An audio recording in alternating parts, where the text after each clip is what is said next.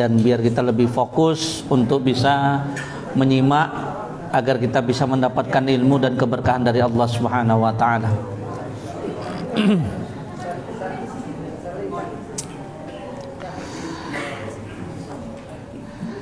Bismillah, assalamualaikum warahmatullahi wabarakatuh. Alhamdulillahi rabbil alamin. Nahmaduhu wa nasta'inuhu wa nastaghfiruhu wa na'udzu billahi min sururi anfusina wa min sayyiati a'malina. May yahdihillahu fala mudilla lahu wa may yudlilhu fala hadiyalah. Asyhadu an la ilaha illallah wahdahu la syarikalah wa asyhadu anna Muhammadan abduhu wa rasuluhu la nabiyya wa la rasulahu ba'dah. Allahumma salli wa sallim mubarik ala habibina wa qudwatina wa rasulina Muhammadin sallallahu alaihi wasallam wa ala alihi wa ashabihi wa man tabi'ahum bi ihsan ila yaumil qiyamah. Usini wa iyyakum bittaqwallah faqad fazal mu'minunal muttaqun kama qala Allah ta'ala fi kitabihil karim ba'da a'udzu billahi minasyaitonir rajim. Ya ayyuhalladzina amanu taqullaha haqqa tuqatih wa la tamutunna illa wa antum muslimun. Ya ayyuhalladzina amanu taqullaha wa qulu qawlan sadida yuslih lakum a'malakum wa yaghfir lakum dzunubakum wa may yuti'illaha wa rasulahu faqad faza fawzan 'azima. Wa kama qala Rasulullah sallallahu alaihi wasallam, ittaqillaha haitsu ma kunta wa atbi'il sayyi'atal hasanata tamhuha wa khaliqin nasa bi khuluqin hasanin. Ikhwani fillah syadakumullah rahimani wa rahimakumullah. Alhamdulillah wa syukurulillah, senantiasa kita bersyukur kepada Allah Subhanahu wa taala. Kita bersyukur kepada Allah Subhanahu wa taala atas segala limpahan rahmat, atas setiap curahan nikmat, atas setiap karunia yang senantiasa Allah hadirkan dalam kehidupan kita. Demikian pula salawat serta salam semoga pula senantiasa terhaturkan dan tercurahkan kepada qudwatuna nabiyuna Muhammad sallallahu alaihi wasallam. Semoga salawat serta salam ini pula senantiasa tersampaikan kepada segenap keluarganya, kepada seluruh para sahabatnya, dan juga kepada semua para pengikutnya yang senantiasa istiqamah di atas jalan kebenaran sampai dengan yaumul qiyamah kelak. Amin ya rabbal alamin. Alhamdulillahirabbil alamin. Ikhwani fillah syadakumullah, malam hari ini kembali kita bersua dan berjumpa setelah kita liburan pasca pertengahan Ramadan sampai dengan pertengahan bulan Syawal. Pas malam hari ini insyaallah kita masuk ke tanggal 14 Syawal 1442 Hijriah. Kembali kita bersua dan berjumpa dalam majelis ilmu yang rutin kita selenggarakan setiap satu pekan sekali.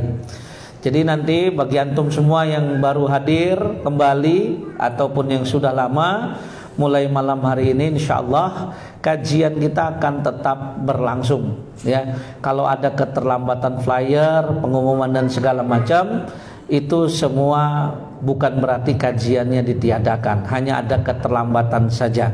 Karena memang tenaga di tim kami itu cukup terbatas dengan tugas yang cukup banyak sekali ya. Yang jelas kalau mau diliburkan baru kami dari jauh-jauh hari menyiapkan flyer ya. Tapi kalau tidak ada pengumuman libur maka insya Allah kajian tetap berlangsung. Jadi insya Allah antum tidak perlu bertanya lagi kajiannya libur ndak, berlangsung ndak, datang saja insya Allah ya. Karena datang ke kajian itu, seandainya kajian libur pun antum tuh yang nggak dapat cuma ilmu, pahala sudah dapat. Kenapa? Karena antum sudah menempuh perjalanan untuk thalabul ilmi. Man salaka thariqan yaltamisu fihi ilman sahallallahu lahu thariqan ilal jannah. Kita semua sudah paham itu. Dan mengingatkan kepada antum semua, dari hari Senin sampai dengan Kamis ini kita ada pekan combo terkait dengan pahala puasa, di mana kita bisa melipat gandakan niat kita untuk satu amalan yang sama, yaitu amalan saum sunnah. Yang biasa Senin Kamis, kemarin harusnya meniatkannya puasa Senin sekaligus puasa Syawal. Kalau hari ini tadi kita puasa Ayyamul Bid dan puasa Syawal, besok sama Ayyamul Bid dan Syawal. Nah, triple kill ya kalau bahasa anak apa namanya tuh, gamer ya. Triple kombonya itu ya adanya di hari Kamis. Itu kita bisa puasa, niatnya puasa sunnah Kamis, yang biasa Senin Kamis, Ayyamul Bid yang terbiasa Ayyamul Bid, ditambah lagi dengan puasa Syawal yang terbiasa puasa Syawal. Ya, enaknya kita itu kalau sudah terbiasa seperti itu. Bahkan kalau kita tidak melaksanakan amalan tersebut karena uzur syar'i, Allah akan tetapkan pahala tersebut bagi kita. Biasa qiyamul lail, sakit sehingga terhalang untuk qiyamul lail, maka kita akan tetap mendapatkan pahala qiyamul lail. Ya. Nah, kemudian yang biasa tilawah Al-Quran, terhalang tilawah Al-Quran karena uzur syar'i, seperti di perjalanan, sakit, maka tetap akan mendapatkan pahala. Itulah indahnya kalau kita menyertai amal soleh kita dengan yang namanya keistiqomahan. Ya. Kemudian juga mengingatkan besok ada pengumuman, insya Allah akan terjadi fenomena gerhana bulan. Apa bahasa Inggrisnya? Super apa? Moon blood ya, betul ya. Ada supernya benar. Apa moon blood aja? Gerhana moon blood itu kan bulan berdarah. Gimana ngartikannya itu? Saya nggak ngerti bahasa Inggris ini. Ya. Jazakallahu khair. Yang jelas besok ada fenomena gerhana bulan. Dianjurkan, disunnah muakkadkan untuk menegakkan. Cari tempat. Kalau besok yang sudah pasti insya Allah Masjid Ad-Du'a, khotibnya dari mereka, imamnya dari Masjid Ad-Du'a, khotibnya insya Allah saya nanti, ya. Karena hakikatnya sebenarnya besok malam itu memang jadwal kajian rutin saya di Ad-Du'a, cuman saya dapat pengumuman dari takmir tadi karena ada fenomena gerhana, nanti setelah sholat maghrib dilanjutkan sholat gerhana, nanti saya diminta untuk menjadi khotibnya, gitu ya. Yang mau hadir silakan ya. Ya, apa istimewanya? Yang istimewa sebenarnya sholatnya. Kalau khutbahnya biasa, hanya saja memang khutbah terkait sholat khusyuk atau sholat khusyuk itu adalah mengingatkan agar manusia mereka menjauhi kemaksiatan. Lebih-lebih di zaman kita sekarang, zaman mau menempuh akhir ini, ya, dimana makanan orang beriman itu harus lebih banyak kalimat tauhid dibandingkan dengan makanan jasmaninya, ya. Itu beberapa pengumuman dari saya ataupun beberapa tanbih, taujih wal irsyadat sebelum kita memulai materi kita. Dan malam hari ini sebagaimana biasa karena jatuhnya ke pekan keempat, kita akan kembali melanjutkan dengan tema kajian kitab Adabul Mufrad. Ya. Terakhir kita sudah bahas matan ke-301. Ya. Ketika Rasulullah mengatakan innahu la ba'sa bil ghina liman ittaqa, bagi orang-orang yang bertakwa tidak apa-apa urusan kekayaan, syaratnya bertakwa. Karena kekayaan yang berada di tangan orang-orang yang bertakwa akan membuahkan amal soleh. Ya, jadi nggak apa-apa. Kalau bisa orang bertakwa itu kaya semua. Ya. Kenapa? Karena akan mendapatkan keberkahan. Ya. Tapi kata Rasulullah, wasihatu liman ittaqa khairum minal ghina. Bagi orang yang bertakwa, sehat itu lebih berharga daripada kekayaan. Kayak contoh aja ya. Kemarin kita banyak mendapatkan fenomena orang yang duitnya banyak tapi rezekinya kecil. Duit banyak, rezeki kecil. Kayak mana itu? Bisa beli apa saja tapi nggak bisa makan apa saja. Dia duit banyak, disajiin rendang nggak berani, disajiin pindang tulang nggak berani. Ya, apalagi kalau pindang tulangnya pakai emping, katanya pindang tulangnya menyebabkan kolesterol, empingnya kena asam urat. Ya, itu kan orang-orang yang duitnya banyak tapi rezekinya kecil. Saya itu benar pernah ditraktir sama orang yang modelnya gitu. Lu antum traktir saya makan, antumnya nggak makan, saya nggak boleh. Ini nggak boleh, ini nggak boleh. Ya Allah, saya bilang sengsara sekali hidup antum. Ya gimana, semuanya sudah terlanjur katanya. Itu duit banyak, rezeki kecil. Kita kan kalau kita ya, nikmat duniawi itu sebenarnya simpel. Satu, makan enak, yang kedua bergaul enak sama istri. Betul nggak? Nikmat duniawi itu cuma dua loh. Makan enak sama bergaul enak sama istri.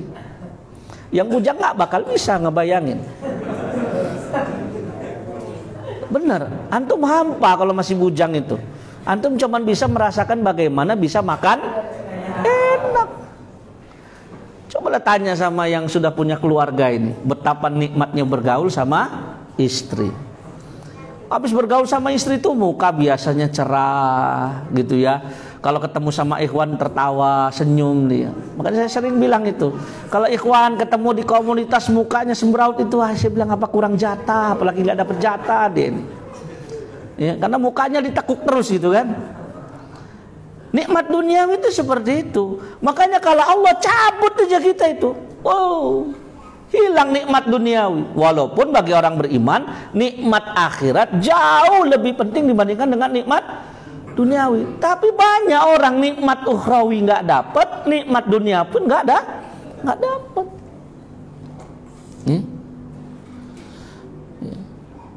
Maka silakan jaga pola kesehatan ya, pola makan kita dijaga. Tapi jangan lupa makan enak. Ya, semuanya sebenarnya gampang. Makan enak asal jangan berlebihan. Kita ini karena berlebihan sih, sering khilaf kita ini. Kalau udah ngeliat makanan enak, ngelihat nastar itu, woi, dirasa lumer di mulut setengah toples sekali makan. Ngelihat kacang bawang setoples sekali makan. Nah ini kadang-kadang berlebihan, sebenarnya nggak jadi masalah. Makanlah sesuai dengan porsinya kita, sesuai dengan apa yang dibutuhkan oleh jasadnya kita. Maka nikmat itu. Ya. Nah bagi orang-orang yang beriman, sehat itu jauh lebih berharga dibandingkan dengan ketakwaan. Ya betul itu tadi. Ya, sengsara. Kalau orang nggak bisa makan apa-apa karena nggak punya apa-apa kan mending. Saya hari ini makan apa ya? Karena nggak punya apa-apa. Yang nggak enak ini kan bisa beli apa-apa tapi nggak bisa makan apa-apa. Ya. Takut makan ini, takut kolesterol makan ini, takut jantung makan ini, takut lemak darah makan ini, takut tensi naik. Ya kan? Yang asin-asin takut darah tinggi, yang gurih-gurih takut kolesterol, yang hijau-hijau takut asam urat. Terus makannya apa? Padahal makan itu salah satu nikmat duniawi. Dan banyak orang-orang yang mengabaikan kesehatan. Makanya kata Rasulullah kan iqtanim homsan qabla homsin, salah satunya sihat tika qoblal marah, jika jaga waktu sehatnya sebelum datang waktu sakit. Kalau lagi sehat itu dijaga kita. Makan jangan berlebihan lah. Ya. Antum terlalu hobi steak, ya makan steak, tapi jangan tiap hari makan daging. Bahaya pula nanti. Ya. Itu ya, itu yang sudah kita bahas kemarin, ya. Termasuk diantaranya penutup hadisnya Rasul mengatakan wati bun nafsi minan na'am, jiwa yang ceria bagian daripada nikmat. Jadi kalau kita mampu menampakkan jiwa yang ceria di hadapan saudara-saudara kita, itu nikmat tersendiri dari Allah. Karena nggak semua orang mampu menampakkan jiwa yang ceria. Ya. Saya jujur lebih nyaman ketemu sama ikhwan-ikhwan yang berilmu tapi jiwanya ceria daripada ikhwan-ikhwan ilmunya banyak tapi mukanya ketekuk aja, susah senyum, kalau nggak ditegur nggak negor. Ada kan yang model gitu kan? Wah, kalau ngeliat ahlul bid'ah hawanya pengen makan ahlul bid'ah itu aja. Ahlul bid'ah nih katanya. Wah, ya senyum ya kan. Islam ini sudah cukup negatif di pandangan orang-orang karena perilaku oknum-oknum pemeluk agama syariat Islamnya. Nah, kita jangan nambah-nambah. Ya, tugas kita yang berilmu menjadikan Islam ini ramah di hadapan kaum muslimin ataupun orang kafir itu sendiri. Ya, kita lanjutin. Ya, ke matan ke-302-nya.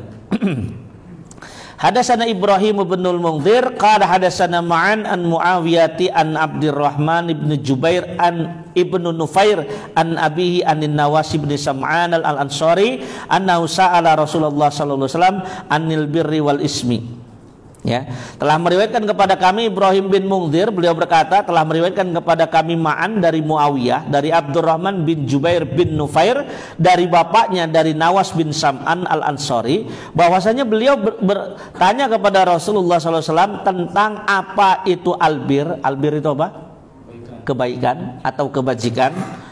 Wal ism, ya, wal ism, dan apa itu yang namanya dosa. Ismun, ya. Ismun pakai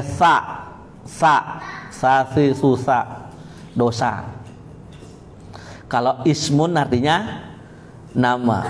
Jadi kalau masmukal karim, dosa kamu apa? Ya kan? Nanti salah itu dia ya. Memang ribet belajar bahasa Arab.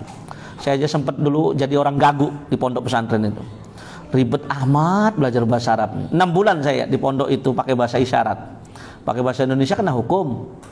Pakai bahasa Arab belum bisa, ya kan? Karena saya dulu salah satu yang masuk pondoknya dari jalur umum. Kalau yang sudah punya, yang lain punya basic, nah saya anak antum aja nggak tahu. Taunya anak ente aja. Antum itu apa? Kata saya zaman dulu. Ya. Rasul ditanya apa itu kebaikan, apa itu dosa. Faqala, kemudian Rasulullah SAW mengatakan albir husnul khulqi. Yang namanya kebaikan itu adalah akhlak yang mulia. Saya komain dulu, saya tinggalin dulu terkait tentang masalah apa dosanya, tentang akhlak yang mulia.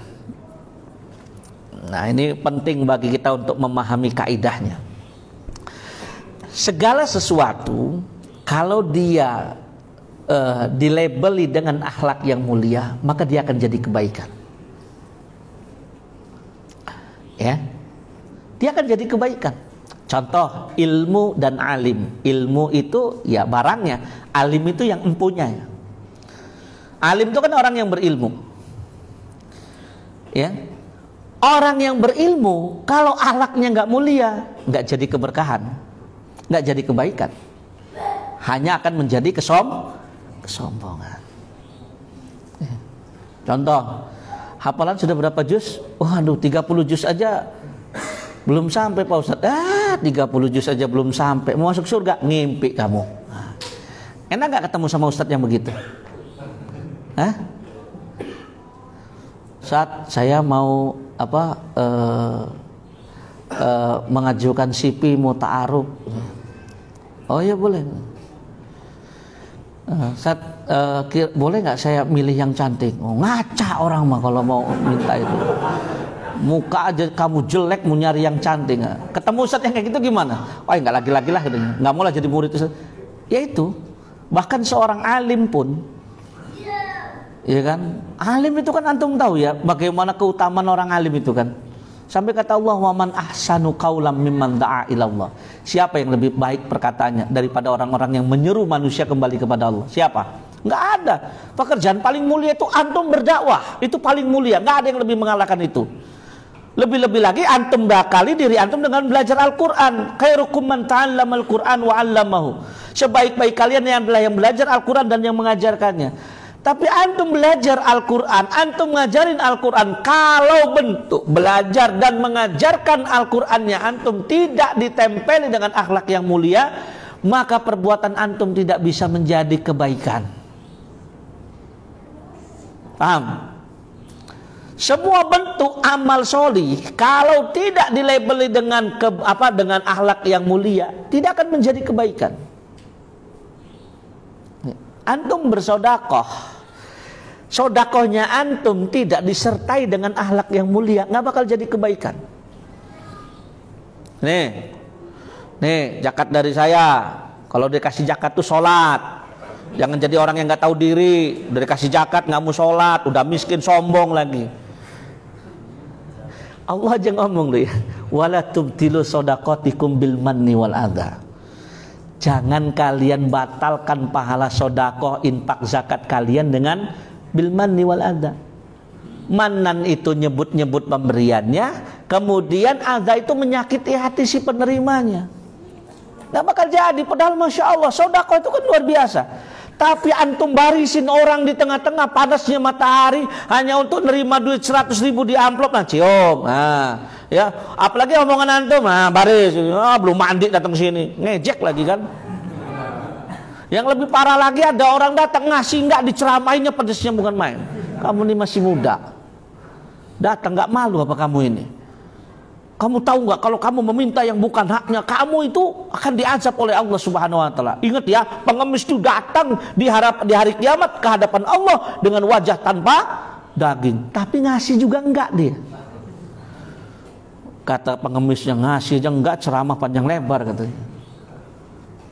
Kalau Rasul berdakwah itu setelah ngasih. Kan ada dulu ya beberapa orang orang Madinah itu kerjaannya datang minta sama Rasul, datang minta. Rasul punya kasih. Tapi kata Rasul, ngelihat orang ini datang terus karakternya minta melulu, dinasihatin sama Rasul. Saya nggak pernah menyembunyikan kebaikan yang ada dalam diri saya. Kalau kamu minta, saya ada, saya kasih. Tapi yang jadi masalah sekarang nggak ada. Cuman saya pengen bilang sama kamu, kata Rasulullah, kalau kamu meminta sesuatu yang bukan hak kamu, kamu itu nggak dapat yang lain kecuali kamu itu cuma nabung bara api neraka. Berhenti akhirnya orang itu meminta kepada Rasulullah. Itulah kemudian kaidah yadul ulya khairum minayadis sulfa. Tangan yang di atas itu jauh lebih baik daripada tangan yang di bawah. Nah, begitupun dengan yang lain. Ya, antum jadi qori, antum jadi hafiz Quran, antum ahli dalam qiraah, tapi kalau antum sombong, nggak mulia akhlak antum, bahkan Al-Quran yang harusnya memuliakan antum tidak akan bisa memuliakan antum. Padahal Al-Quran itu kan memuliakan semua perkara yang tertempel dengannya, betul nggak?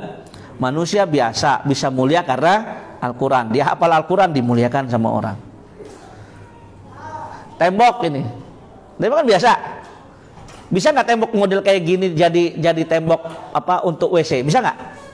Bisa. Tapi kalau temboknya ada tulisan Al-Qurannya, boleh nggak dijadiin WC? Nggak boleh. Ya kan? Dengan Al-Quran seseorang tuh bisa mulia, tapi kemuliaan dengan Al-Quran akan gugur kalau tidak dibarengi dengan akhlak yang mulia. Makanya Rasul mengatakan salah satu kategori segala sesuatu itu bisa dikatakan sebagai kebaikan kalau di situ ada akhlak yang mulia. Ya. Kalau di situ ada akhlak yang mulia. Untuk akhlak yang mulia ini, urusan dunia saja seseorang itu akan dimuliakan dengan akhlaknya. Ya. Kayak misalkan dokter non muslim nasihatin pasien yang kayak saya baca itu ya. Saya sebenarnya udah 2 kali baca, dan yang bacaan pertama kali udah bertahun-tahun yang silam, tentang fenomena orang kok punya penyakit mah kuat puasa. Berarti sebenarnya bukan mah itu. Karena penelitian dokter non muslim di Solo ini, di daerah Jawa Tengah, saya lupa, saya nggak berani bilang Solo ya, pokoknya di Jawa lah ya. Jadi dia bilang orang berpuasa itu pasti otaknya akan mengirimkan sinyal kepada kepada lambung untuk tidak memproduksi sebuah enzim yang bisa mendatangkan rasa lapar. Dan saya sudah, demi Allah, sudah pernah membuktikan itu. Nggak niat puasa, lupa sarapan jam 10, dengkul ini gemeteran, perut ini keroncongan. Tapi kalau diniatin puasa, nggak ada rasa lapar sampai sore sekalipun. Kenapa? Otak secara tidak langsung memproduksi enzim yang memerintahkan kepada enzim yang ada di lambung untuk tidak memproduksi rasa lapar. Kalau antum puasa masih lapar, dipertanyakan niat antum. Kuat nggak sebenarnya niat puasanya? Jangan-jangan kepaksa, karena disuruh sama Ustadz. Kalau nggak disuruh sama Ustadz, malas saya puasa. Kalau saya sudah pernah membuktikan, saya pernah lupa sarapan. Saya memang agak sedikit spesial. Saya sarapan tuh pagi. Makanya ada cerita lucu lah ya. Waktu saya ke rumah seorang ustadz dari Ummul Qura, dari Mekah ya. Jadi saya tuh mau di training sama beliau, mau diajarin secara langsung 3 hari di rumahnya. Ya, Memang beliau ini kan orang alim, ya kan? Ngambil jurusannya aja luar biasa, jurusan hukum pidana, syariat Islam Nabi. Saya bilang, saya lihat kitabnya, gak nyambung semua di otak saya, pikir saya. Ya kita mah kitab-kitab fikih biasa, ini mah udah tentang hukum pidana segala macam. Wah, saya kan biasa di rumah sarapan tuh jam 6. Lupa sarapan jam 7 tuh udah kriuk, udah mulai nyindir istri itu. Apakah beras habis, duit kosong sehingga saya kok belum dikasih sarapan, gitu kan? Ya. Nah ini enggak. Waduh, saya tunggu sampai jam 7. Habis selesai sholat syuruk itu, kita pulang ke rumah itu, saya masuk kamar, beliau masuk kamar, enggak keluar setelah jam 9. Jadi karena saya diperbolehkan sama beliau keluar masuk rumahnya tanpa izin beliau, karena sudah tinggal di dalam itu, adalah saya bismillah lah. Jadi saya keluar komplek itu, nyarilah saya sarapan, nasi uduk nggak ketemu, lontong sayur nggak ketemu. Ketemu itu apa ya kalau nggak salah ya, apa batagor, lupa saya waktu di Bogor itu. Lah makanlah ganjel lah 3-4 biji makan. Woi bener jam 9 baru keluar Ustadz itu. Baru dia berbisik sama istrinya, buatin sarapan. Jadi setengah 10 langsung ngomong sama saya, ayo Ustadz kita sarapan. Saya istighfar dalam hati, astagfirullah saya bilang. Ini kalau di rumah saya bilang ini sudah semi makan siang gitu saya. Tapi di rumahnya beliau itu, saya baru ingat, oh iya beliau ini kan ulama. Ulama kan makannya sedikit, nggak kayak kita sedikit-sedikit makan. Ulama tuh begitu, ngeteh aja cukup dia. Kalau kita kan enggak, gitu ya. Jadi saya itu ya, enaknya nginep di rumah alim ulama tuh begitu. Makanya antum harus itu akrab itu dengan alim ulama itu, muliakan mereka, nanti nular ke kita. Saya bilang, ulama sarapannya setengah 10 kata saya. Makan siangnya jam berapa pikir saya gitu. Ya memang waktu neraktir saya juga, beliau bawa keliling juga makannya memang dikit. Apa karena memang badan beliau kecil begitu. Ya saya mah yang beliau belikan 1 porsi ya saya makan, nggak berani nambah juga saya. Ngimbangin beliau kan. Ya kan? Makanya kadang-kadang kalau kurang ngeganjel ya pas pulang ke rumah itu saya mampir ke Indo April Alfa April gitu ya. Ya itu beli gitu kan, roti apa buat ngeganjel gitu. Hari pertama pengalaman, jadi hari kedua saya udah siap roti. Ya, untuk menunda sarapan sampai jam setengah 10 saya bilang jam 6-nya saya ganjel dengan roti. Ya. Belum terbiasa saya, ya karena memang kapasitasnya kan ilmunya juga beda. Kalau saya kan levelnya ngajar antum, kalau beliau mah ya levelnya ngajar saya. Karena ada tingkatan, ya. Itu masya Allah. Ya. Jadi akhlak itu akan membuat kita mulia. Ya. Akhlak itu akan membuat kita mulia. Apapun jenis pekerjaan antum di dunia, ya kalau antum labeli kegiatan-kegiatan dunia antum itu dengan akhlak yang mulia, itu bisa menjadi kebajikan. Ya, kayak tadi saya cerita dokter non muslim itu ya, itu luar biasa beliau itu ngasih nasihat segala macam. Jadi untuk orang non muslim pun kalau akhlaknya mulia itu akan meninggalkan kesan. Meninggalkan kesan yang baik. Ini orang baik nih, gini. Ya. Saya tuh pernah ketemu sama pimpinan sebuah BUMN lah ya. Karena saya banyak ngajar kan di situ kan. Saya udah dikasih tahu. Kayak kemarin waktu acara pengajian juga halal bihalal tuh saya dibisikin, Ustadz sekarang kepala kantor kita non muslim. Wah saya bilang udah 3 kali nih Pak ya.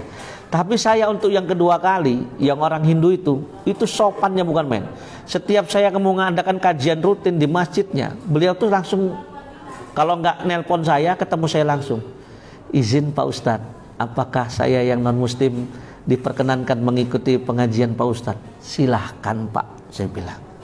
Nggak apa-apa ya Pak Ustadz, silahkan. Termasuk kemarin saya dikasih tahu beliau ini non muslim. Iya. Ya, saya izin mendengarkan ceramah Pak Ustadz. Silahkan ngobrol. Santun itu menciptakan kebaikan tengah-tengah kita. Ya. Coba jangan seperti fenomena orang yang kayak baru ngaji berapa bulan atau berapa tahun udah langsung ngomong manhaj, udah kemudian beda, ya kan, mukanya ditekuk, seakan-akan kita ini lebih kafir daripada orang kafir. Ada kan yang model begitu kan? Cuman terkait satu ngedukung Palestina, yang lain enggak ngedukung. Ya Allah, ribut. Ya, saya itu masih bingung ya. Kontroversi apa mau ngebela Palestina itu. Mereka itu baca sejarah enggak ya kalau Palestina itu bagian daripada tanah iman ya. Kita itu memperjuangkan loh Palestina. Kok sampai ada yang nyinyir kita apa? Kita mau Anda nggak setuju dengan cara kami nggak apa-apa, tapi Anda harusnya ngelihat intinya kami ini ingin berjuang untuk saudara-saudara kami yang ada Palestina. Ini sampai ngomongin yang enggak. Palestina tidak akan dibebaskan oleh orang yang afiliasinya kepada Syiah katanya. Dan saya belum yakin kalau yang disebutkan sama mereka itu benar. Saya sampai memerintahkan kepada tim media. Saya bilang, ya sudahlah, kita nggak mau ambil pusing. Tapi kita nih komunitas Al-Faruq ini harus punya sifat yang tegas. Makanya kan keluar kan flyer itu kan, Palestina tidak akan dibebaskan oleh orang-orang yang afiliasinya dengan Iran, Syiah, nggak mungkin. Saya katakan betul. Tapi Palestina juga tidak akan dibebaskan oleh orang-orang yang kerjaannya nyinyir, ya. Tugasnya nebelin jigong, nebelin belek, ya. Dan kalau Anda nggak suka, ayo ketemuan.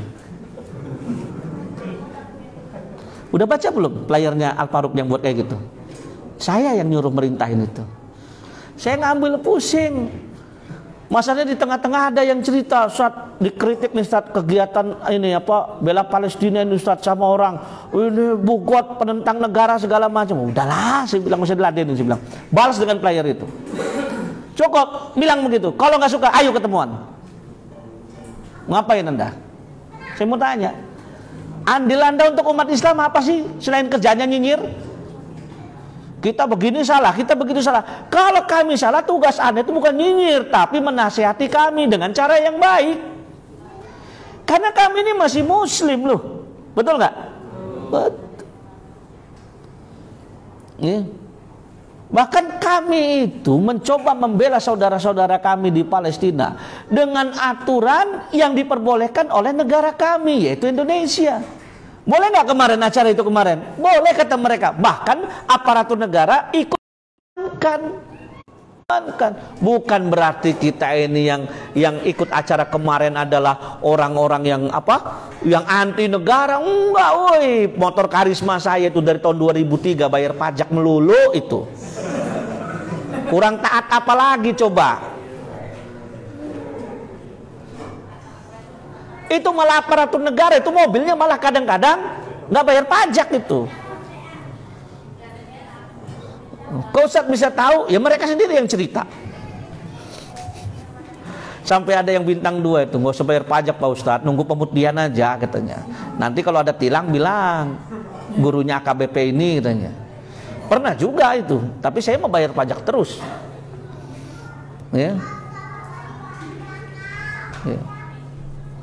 Kadang-kadang saya nggak ngerti gitu ya. Kadang-kadang teman-teman sahabat-sahabat kita ini kenapa gitu ya sama kita ini kok ya Allah cuman beda apa? Beda perkara istihad. Anda berjuang dengan cara Anda, kami berjuang dengan cara kami. Kenapa nggak kita pakai prinsip lana amaluna walakum a'malukum? Kan enak, simple. Ya, makanya saya nggak pernah mau ngeladenin debat di media sosial, enggak. Saya pengennya ayo ketemuan. Mungkin sebagian orang bilang, player Ustadz kasar yang kemarin tuh. Nggak apa-apa dibilang kasar, tapi jujur, lahir dari hati yang paling dalam. Emang bisa Palestina dibebaskan sama orang yang kerjanya nyinyir? Antum tahu maknanya nebelin jigong, nebelin belek, tahu nggak? Tahu nggak? Apa? Sering cuap-cuap, ya. Matanya ini nggak bisa ngelihat saudaranya berbuat salah. Makanya nebelin jigong, nebelin belek. Kalau Anda nggak setuju dengan prinsip kami, ayo ketemuan. Kenapa? Tugas Anda menyadarkan kami yang salah. Betul kan? Betul nggak? Sadarkan kami ini yang salah di mana gitu loh. Sampai sekarang belum pernah ada yang mau ketemuan dengan saya. Ya. Saya cuma pengen nanya sama mereka, salahnya kami dari segi apa gitu loh. Ya. Masalahnya kalau kami salah, pasti acara itu nggak bakal diizinkan kan sama pemerintah, betul nggak? Indonesia ini kan negara demokrasi, betul? Demonstrasi itu buah produknya demokrasi. Dan ingat ya, pemimpin kita kan pernah ngucap, beliau tuh dulu pernah kangen di demo. Nah kita bukan demo dia, bukan. Kita ngedemo Israel. Yakin saya kalau Israel itu deket, yang nyinyir itu nyumput itu. Yakin saya. Malah orang-orang yang bisa jadi menurut antum nggak punya skill segala macam, begitu Israel depan mata mereka barisan paling depan. Kalau harus mati biarlah saya yang mati duluan. Yakin saya seperti itu. Karena lahirnya perjuangan itu bukan dari orang-orang yang kerjaannya nyinyir, bukan. Yang biasa nyinyir itu orang munafik. Di Madinah itu orang munafik itu kerjaannya nyinyir melulu. Cari mati Muhammad sama kawan-kawannya, nyambut ke lembah Uhud. Makanya mereka balik lagi. Makanya kalau antum sejarahnya perang Uhud itu 1000 kaum muslimin, antum salah. 1000 itu berangkatnya. Sudah nyampe gerbang kota Madinah, Abdullah bin Ubay bin Salul ini bawa pulang 300 pengikutnya. Kenapa? Karena nyinyir itu tadi. Orang munafik itu nyinyir. Induknya Yahudi, lebih nyinyir lagi itu. Ya. Kalau bahasa saya, orang nyinyir itu, yang mulutnya sering nyinyir itu mulutnya dikaretin, diikat kayak kita ngikat nasi uduk itu. Ya. Karena perjuangan ini bukan cuma dengan mulut ikhwan, tapi juga dengan tenaga, dengan pengorbanan darah kita. Saya paham mereka juga nyumbang, saya paham. Saya nggak menafikan itu mereka nggak nyumbang. Saya tahu jalurnya mereka. Tapi kenapa Anda tidak menghargai kami gitu loh? Anda nggak setuju nggak apa-apa, nggak jadi masalah. Tapi Anda jangan buat perpecahan di tengah-tengah umat. Seakan-akan kami ini keluar daripada syariat Islam segala macam. Saya marahnya gara-gara itu di tengah-tengah aksi itu ada yang ngasih tahu, Ustaz, nggak ada yang nggak setuju. Saya bilang bodoh amat nggak setuju. Itu urusannya mereka, saya bilang. Kan kita akan dihisap masing-masing, betul nggak? Betul. Ya, saya juga nggak suka kalau acaranya tuh anarkis, antum naik motor nggak pakai helm, melanggar. Ya kalau sekarang melanggar protokol kesehatan, ya, kita semua tertib lah. Ya, kita kan kemarin kan serba lengkap, masker pakai, helm pakai, ya, pakai semua lah pokoknya, hand sanitizer bawa gitu. Ya, nah, penting kita saling menghargai, ya. Ya, jadi kembangkan akhlak yang mulia.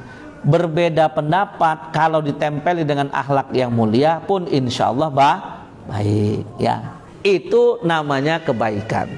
Kemudian Rasul mengatakan apa itu al-ismu, ya.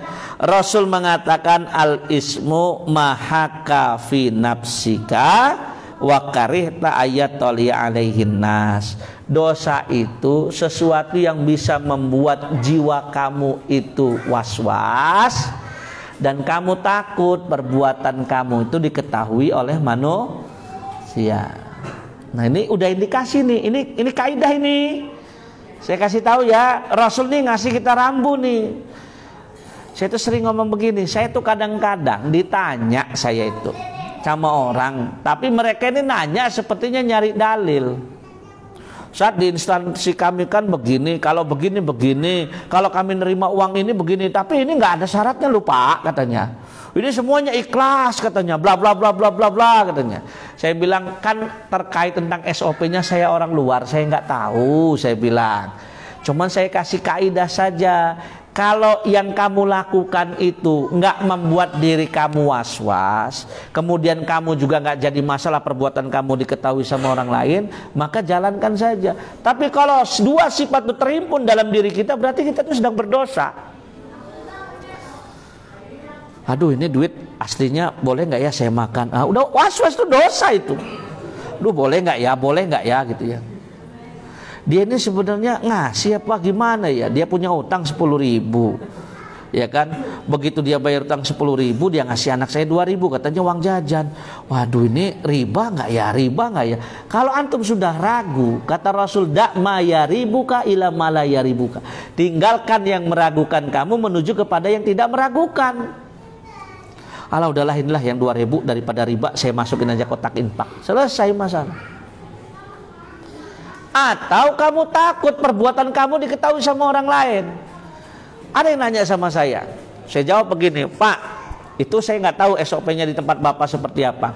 Tapi kalau kejadian di lingkungan Bapak itu diketahui sama pimpinan kantor atau divisi yang lain, kira-kira Bapak nyaman nggak? Kalau ketahuan malu lah Pak Ustadz.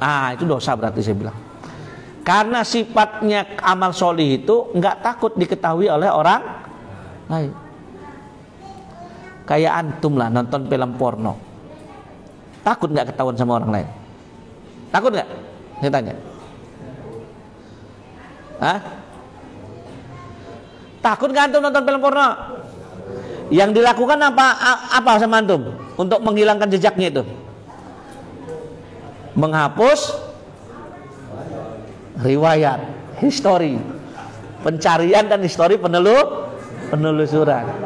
Sebenarnya kalau antum takut, berarti antum tuh masih punya iman. Yang bahaya itu ada orang bermaksiat nggak punya rasa takut. Masuk neraka, masuklah. Di neraka nggak ada yang kenal sama saya itu. Udah susah itu. Itu sawaun alaihim ma'andzartahum am lam tunzirhum la yu'minun tuh.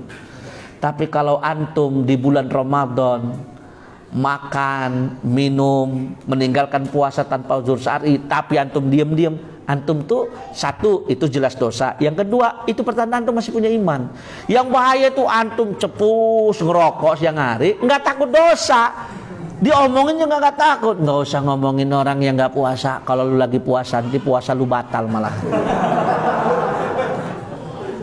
Ini orang kayak gini udahlah itu cuman kebesaran dari Allah yang bisa merubah orang seperti itu.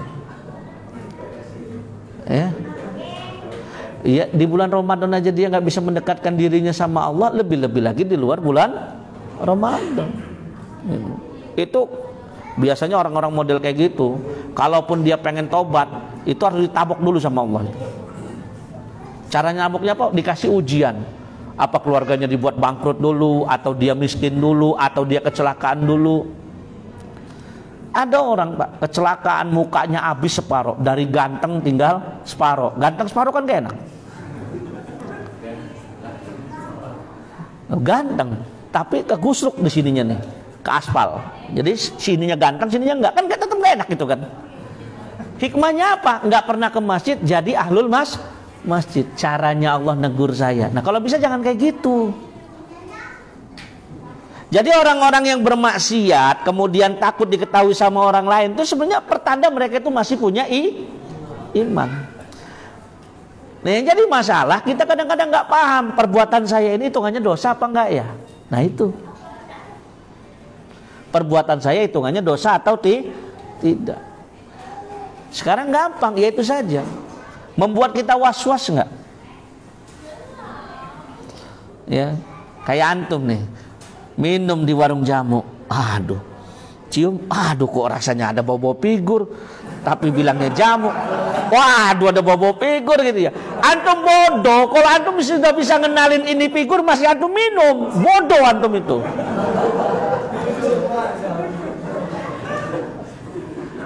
Figur itu tulisan botolnya apa? Jamu kan? Ya kan, antum beli di warung jamu, ya kan? Memang ada beras kencurnya, ada ininya, tapi sama dia dikasih figur. Antum cium, waduh ada bau figurnya. Antum sudah was, antum begonya bukan main kalau sudah tahu ini bau figur, masih antum minum sama antum. Itu persis kalau ilustrasi saya, ada orang ngelihat tai ayam kok kayak bentuk coklat. Tai ayam pecoklat ya kan? Dicium, waduh baunya tai ayam, tapi kok mengkilat bener kayak coklat ya. Ujung-ujungnya antum colet, tai ayam ternyata. Jadi saya cerita gitu, yang masalah figur nih ada contohnya masalahnya. Udah tahu dari ciumnya tuh bau figur, masih diminum sama dia. Habis itu nanya, bang ada campuran figurnya ya? Iya katanya. Wah kenapa dikasih ke saya? Lah begonya yang tadi dia udah cium, bau figur kata dia. Harusnya kan kita itu kalau sudah tahu, waduh bau figur, buang dong. Betul nggak? Betul. Kita aja nyicip tape, waduh, udah fermentasi nih, buang. Jangan, waduh, udah fermentasi, tapi enak juga dikit. Nah, ini pengen mabok tapi nggak punya modal. Ujung-ujungnya pakai air tape. Ya. Jadi penting bagi kita semua. Antum boleh contoh saya kan mungkin contoh yang mungkin bagi antum naif atau bagaimanapun. Tapi ini kaidah loh, bener. Antum ragu jangan. Saya tuh sampai pernah begini nih. Duduk. Ya saya nggak mau saya, tapi daerahnya di Sukaraja. Saya wallahi nggak tahu. Pulang dari Masjid Solihin, diajak makan. Saat makan yuk, capcay yuk. Ya kan, makan capcay. Terus begitu saya mesen capcay, ada tulisan di situ, suike. Suike itu apa? Kodok. Waduh, saya bilang, itu dijual ini? Iya. Mas, saya bilang, ini jual ini juga? Iya. Tapi tenang Pak, kalau ini mah halal kok. Oh, Mas saya nggak jadilah, saya bilang. Ayo pergi. Kalau saya gitu, udah ngerasa nggak nyaman, udah tinggalin. Maaf ya Mas, nggak jadi ya. Saya nggak tahu jadi nggak udah di order dibayar apa nggak yang sama yang ngajak sama saya. Kenapa Ustaz? Nggak, saya nggak bisa makan tempat kayak gitu, saya bilang. Bagi saya satu restoran kalau menyediakan menu halal sama menu haram, walaupun dibedakan menunya, alat masaknya sama biasanya, saya bilang. Saya nggak mau subuhat itu. Daripada was-was dalam diri, jadi dosa kan? Pergi tempat yang lain. Oh gitu ya Pak Ustadz? Iya saya bilang. Saya udah mandor berapa kali lagi Pak Ustadz makan di situ, kata dia. Ini orangnya memang lucu, Masya Allah, luar biasa. Tapi di tengah-tengah kepolosannya, beliau tuh jujur, mau belajar sama saya. Saya tuh sampai ngekek-ngekek. Oh ya, beliau ini kan orang Bali ya. Pernah cerita, berarti saya ini bodoh bener ya Pak Ustadz. Jadi saya tuh pernah sama adik saya, Ramadan waktu di Bali, pengen nyari makan sahur. Jadilah beli nasi goreng yang disuruh adeknya kan masih kecil. Belilah, begitu dibuka, kaget. Kenapa kamu belinya nasi goreng babi, katanya. Saya nggak tahu Kak, katanya. Ya udah, katanya, daging babinya disingkirin. Yang dimakan nasinya aja coba. Ada saya bilang. Ini orang yang ngekek-ngekek nih kalau saya ceritain ini. Saya bilang, antum, saya bilang saking bodohnya pernah kayak gitu ya. Iya Pak Ustadz. Aduh, kata dia, saya ini benar-benar jahil ya, katanya. Ya karena Islam di Bali kan minoritas ya. Jadi saya habis Ustadz berprinsip gitu, saya ceritain gitu, wah berarti alangkah bodohnya saya ya. Dia udah biasa, dia tahu itu haram, suike itu haram, kata dia kan. Tapi dia tetap makan di situ. Kalau yang kayak gitu aja nggak boleh Pak Ustadz, apalagi perilaku saya waktu saya di Bali itu. Jadi dia pernah sahur di bulan Ramadan dengan nasi goreng babi. Tapi dia bilang daging babinya nggak saya makan, saya singkirin, kata dia. Jadi dia makan nasi gorengnya aja. Kan ini kan apa ya, secara logika mungkin karena dia nggak paham ilmunya, dia bagi dia benar gitu kan, ya kan. Jadi setelah dia tahu ilmunya, Allahu Karim, saya bilang, orang kayak antum memang wajib banyak sedekah, saya bilang. Kenapa? Udah terlalu banyak yang perkara yang haram masuk ke dalam tubuhnya. Ya. Sebenarnya murid-murid saya tahulah siapa yang ini, karena memang orangnya lucu, orangnya polos, ya, orangnya polos, ya. Ya kenapa? Ya karena ya lebih baik seperti itu, berani berterus terang. Ya. Jadi saya kembalikan lagi kepada materi dasarnya. Jadi dosa itu salah satu indikasinya adalah membuat jiwa kita tidak tenang. Ya kita itu kalau dikasih duit sama orang nggak jelas duit itu nggak jelas, artinya sebenarnya kita tahu ini indikasinya ke arah yang haram. Itu kan akan membuat jiwa kita was-was, betul nggak? Aduh ketahuan nggak ya seperti itu. Tambah lagi perbuatan kita itu takut diketahui oleh orang lain, udahlah itu dosa. Ya, maka siapa saja yang kita melakukan perbuatan kemudian terindikasikan dua perkara tersebut, tinggalkan. Karena meninggalkan perkara syubhat berarti kita telah mensucikan diri kita dan mensucikan agama kita. Ya. Karena kata Rasulullah SAW, innal halala bayyinun wal haramu bayyinun wa bainahuma umuru mutasyabihat. Yang halal jelas, yang haram jelas. Di antara yang halal dan yang haram ini ada perkara-perkara yang syubhat. Nggak banyak orang yang mengetahui perkara yang syubhat, tapi barang siapa wa manittaqa anis syubhat, barang siapa yang bertakwa menjauhkan dirinya dari perkara syubhat, maka dia telah mensucikan dirinya, menjaga dirinya dan mensucikan perkara agamanya. Tapi waman waqa'a fi syubhat waqa'a fil haram, tapi siapa yang sering jatuh kepada perkara yang syubhat, jatuhlah dia kepada perkara yang haram. Karena memang syubhat ini lebih dekat kepada haram daripada kepada yang halal. Maka jauhkan diri kita dari perkara-perkara yang disebutkan tadi. Indikasinya dua itu.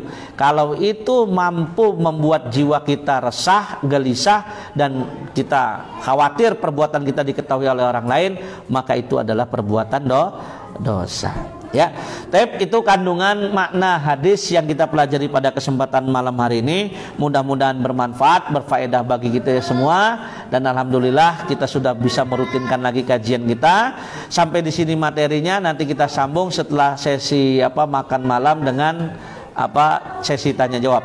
Barakallahu fikum, subhanakallahumma wa bihamdika, asyhadu an la ilaha illa anta, astaghfiruka wa atubu ilaik.